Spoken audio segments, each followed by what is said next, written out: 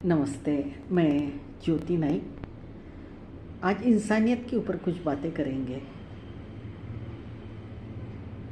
इंसान है इसलिए हम कहते हैं कि इंसानियत होती है इंसानों में, लेकिन सच तो यह है कि आजकल इंसानों में इंसानियत बहुत कम, ख़त्म नहीं हुई है लेकिन बहुत कम हो गई है। लेकिन हमसे ज़्यादा इंसानियत प्राणियों में होती है।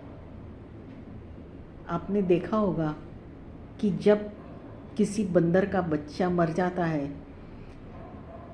तो वो माँ उस मरे हुए बच्चे को लेकर कई कई दिनों तक घूमती रहती है, उसे छोड़ती नहीं है। हाथियों के झुंड में जब कोई हाथी मर जाता है तो वो हाथियों का झुंड कई कई दिनों तक भूखा प्यासा उसके आसपास घूमता रहता है। कौवों में जब कोई कौवा मर जाता है तो पूरा पूरा दिन कौवों का पूरा परिवार आके उसके आसपास चिल्लाता रहता है। वो बोल नहीं सकते, लेकिन अपने भावों से, अपनी कृति से वो इंसानियत दिखाते हैं। तो इसी के ऊपर मेरी एक छोटी सी कहानी है और उसका शीर्षक है इंसानियत। एक फ्लैट स्कीम थी, बड़ी स्कीम थी फ्लैट की। सब फ्लैट भरे हुए थे। एक मंजिल के ऊपर एक मकान में एक बूढ़ी अम्मा रहती थी। उसी मंजिल पर आसपास सभी फ्लैट भरे हुए थे। कहीं बड़े बूढ़े होंगे, कहीं युवा दंपत्ति होंगे, बच्चे होंगे, लेकिन सभी में कोई ना कोई परिवार रहते थे। ये बूढ़ी अम्मा अपने फ्लैट में अकेली रहती थी। उनकी एक आदत थी, एक सुबह ठहरा हुआ वक्त रहता था, वो बाहर आती, एक कटोरी में पानी और हाथ में 2 बिस्किट वो बालकनी में रखती और एक कौवा आकर वो खाता, थोड़ी देर बैठता, काँव काँव करता और उड़ जाता। कई दिनों से ये क्रम चल रहा था। जिस दिन किसी कारणवश यदि वो बूढ़ी अम्मा आने में देर करती, पर वो कौवा उस वक्त पर आकर बालकनी में बैठ जाता था और फिर चिल्लाता था। उसकी आवाज़ में वो कहता कि आज मेरा खाना क्यों नहीं आया, आज मुझे पानी क्यों नहीं मिला। और फिर वो बूढ़ी अम्मा हंसते हुए आती थी और पानी और 2 बिस्किट वहाँ रख के उसको देखती और अंदर चली जाती। काफ़ी दिनों बाद एक दिन वो कौवा आके बैठा, उसको पानी और ये नहीं मिला। काफ़ी देर तक उसने आवाज़ लगाई, उसकी भाषा में चिल्लाया काव काव करके, पर वो अम्मा नहीं आई।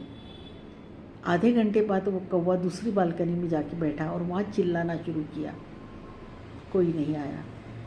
दूसरी उसके पास की बालकनी में गया, वहाँ भी चिल्लाया, कोई नहीं आया। वो उड़कर एक पेड़ के ऊपर गया और उसकी भाषा में उसने काँव काँव करके आवाज़ लगाना शुरू किया। एक 15 मिनट बाद कौवों का एक झुंड वहाँ आके काँव काँव करने लगा और वो कौवा उस झुंड के साथ आकर उस बालकनी में, बूढ़ी अम्मा के बालकनी में बैठकर सब कौवे चिल्लाने लगे। फिर आधे कौवे एक बालकनी में आकर चिल्लाए, आधे कौवे दूसरी बालकनी में आकर चिल्लाए और वो आवाज़ इतनी तेज थी कि आखिर लोगों को अपने बालकनी के दरवाजे खोलकर बाहर आना पड़ा कि क्यों कौवे आज हमारी बालकनी में आकर इतना चिल्ला रहे हैं। और जैसे ही लोगों की बालकनी के दरवाजे खुले, वो सारे कौवे आकर उस बूढ़ी अम्मा की बालकनी में बैठकर चिल्लाने लगे। तब आस पड़ोस की लोगों को लगा कि कुछ तो भी गड़बड़ है, वो बूढ़ी अम्मा बाहर नहीं आ रही, बीमार है या कुछ होगा। तो फिर सब बाहर आए और उन्होंने सोसाइटी में सेक्रेटरी को बोला कि भाई आइए, इनका दरवाज़ा खुल नहीं रहा है। लोगों ने बहुत देर तक दरवाजे पे नॉक किया लेकिन दरवाज़ा नहीं खुला। फिर पुलिस को बुलाया गया और डुप्लीकेट चाबी से दरवाज़ा खोला तो देखा कि वो अम्मा तेज बुखार में बेहोश पड़ी हुई थी। शायद रात भर से बुखार में होंगी, कुछ खाया नहीं होगा, क्या होगा। सबने मिलकर उनको हॉस्पिटल में दिया, सोसाइटी ने मिलकर वो हॉस्पिटल के पेमेंट्स किए और फिर उनके घर में देख के उनकी डायरी, मोबाइल से उनके कुछ रिश्तेदारों के नंबर निकाले और उनको इन्फॉर्म किया कि भाई ऐसा ऐसा है, आप आइए करके।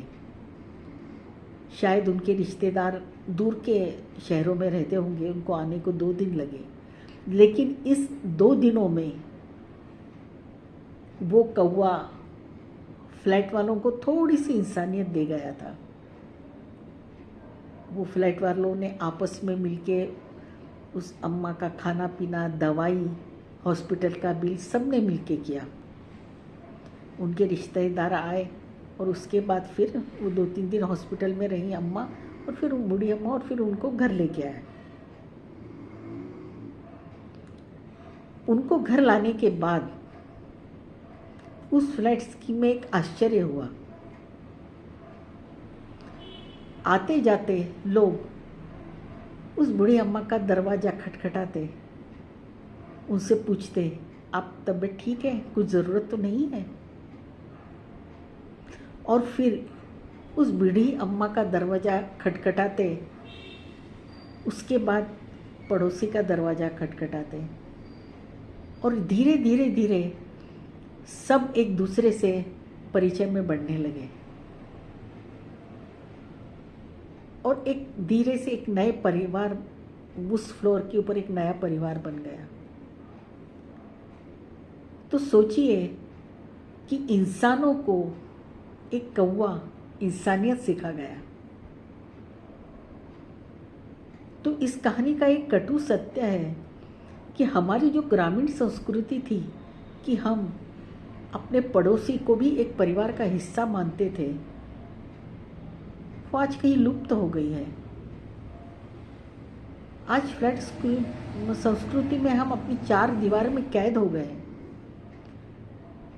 पड़ोस में कोई नया परिवार आया है, हमें उससे कोई लेना देना नहीं रहता। किसी के यहाँ कुछ आवाज़ आ रही है तो हम सोचते हैं कि होगा, क्यों आ रही है, क्या कारण है, कोई दूसरा आदमी तो नहीं, हम इसके बारे में सोचते ही नहीं हैं। जबकि होना ये चाहिए कि शाम के वक्त जब हर फ्लैट में कोई ना कोई परिवार का सदस्य रहता है, हम अपने फ्लैट के दरवाजे थोड़ी देर के लिए खुले रखें। आपका दरवाज़ा खुला देखकर आपका पड़ोसी जाते जाते 2 मिनट आपको रुककर देखेगा, निकल जाएगा। दूसरे दिन जब फिर वो दरवाज़ा खुला देखेगा, 2 सेकंड के लिए रुकेगा, हंसेगा, निकल जाएगा।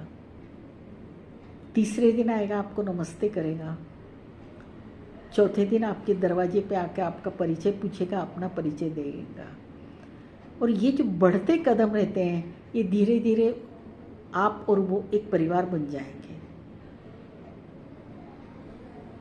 और जब पूरी फ्लैट संस्कृति में जब ये परिवार का भावना आ जाती है, तब जब कभी आपको ज़रूरत पड़ेगी, आप बीमार हैं, किसी कारणवश आपके यहाँ काम करने को लोग नहीं आ रहे हैं, आपको ज़रूरत है, तो आप हक से किसी भी फ्लैट वाले को बोल सकते हैं कि आप, मेरी तबीयत ठीक नहीं है, आप मुझे दवा ला देंगे या मेरा ये काम कर देंगे।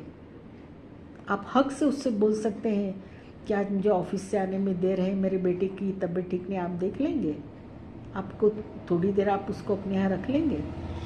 या आपके यहाँ कुछ फंक्शन है, आप हक से बोल सकते हैं कि आज मेरे यहाँ के मेहमान आप कुछ देर आपके यहाँ बैठेंगे, या आज के दिन आपके यहाँ रहेंगे, या आज आपका सामान, आप ज़्यादा सामान है तो आप मुझे दीजिए। ये जो पारिवारिक माहौल रहता है, ये बहुत ज़रूरी रहता है। तो मेरी इस कहानी से मेरा यही कहना है कि ईश्वर ने जब हमें बोलने की शक्ति दी है, सुनने की शक्ति दी है, करने की शक्ति दी है, तो हम अपने लिए ही उसको सीमित क्यों करें। हम उसको आपस में बांट कर अपनी इस शक्ति का उपयोग क्यों न करें, और इंसान है, इंसान बनकर जिए, केवल खुद के लिए ना सोचें। तो यदि आपको मेरी ये कहानी पसंद आई होगी तो सब्सक्राइब कीजिएगा, लाइक कीजिएगा, मुझे अच्छा लगेगा। धन्यवाद।